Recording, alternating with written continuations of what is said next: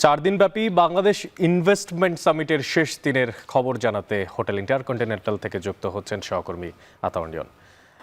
আতাউর, আজ সম্মেলনে কি কি ইভেন্ট বা কর্মসূচি রয়েছে জানাবেন, আর সম্মেলনের সমাপনী কখন নাগাদ হতে পারে, কি তথ্য আছে?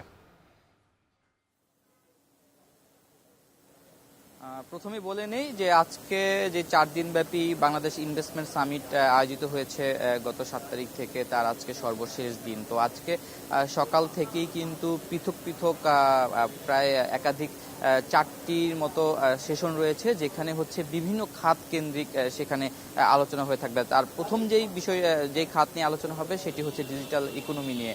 আপনারা জানেন যে সারা বিশ্বে কিন্তু এখন কার্যক্রম হচ্ছে ডিজিটাল ভাবে পরিচালনা হচ্ছে, যার মধ্যে যদি আমি উল্লেখ করে থাকি যে ডিজিটাল ইকোনমির আরেকটি অন্তর্ভুক্ত বিষয় হচ্ছে যে ক্যাশলেস সোসাইটি, যেটি আমরা যদি বলি যে নগদ কাঁচা টাকা কিন্তু হাতে থাকবে না, কিন্তু সবাই সবার সাথে লেনদেন করতে পারবে। এটি কিন্তু একটি ডিজিটাল অর্থনীতির কিন্তু অন্তর্ভুক্ত। তো এরকম আসলে ডিজিটাল অর্থনীতিতে কি কি বিনিয়োগ বাংলাদেশে আসতে পারে বা কোন কোন খাতে আসলে এই ডিজিটাল অর্থনীতি নিয়ে কাজ করা যেতে পারে, ব্যাংক খাত, আর্থিক খাত বা যেসব খাত রয়েছে সেই সবগুলো খাতে আসলে নিয়েই কিন্তু এই ডিজিটাল অর্থনীতির মূল যে প্রথম সেশন আজকের শেষ দিনের সেটি শুরু হবে। এর পরবর্তীতে রয়েছে কিন্তু আপনার বস্ত্র খাত। আমরা জানি যে আমাদের দেশের বর্তমানে যেই রপ্তানি মুখী পণ্য রয়েছে, সবচেয়ে বেশি যে রপ্তানি আয় হয় সেটি হচ্ছে বস্ত্র খাত থেকে। সেই বিষয়ে আসলে বিনিয়োগ কিভাবে বাড়ানো যায়, রপ্তানি কিভাবে বাড়ানো যায় সেই বিষয়ে আলোচনা হবে। পরবর্তীতে আরো দুটি সেশন রয়েছে, সেটি হচ্ছে ফার্মাসিউটিক্যাল বা ওষুধ খাত নিয়ে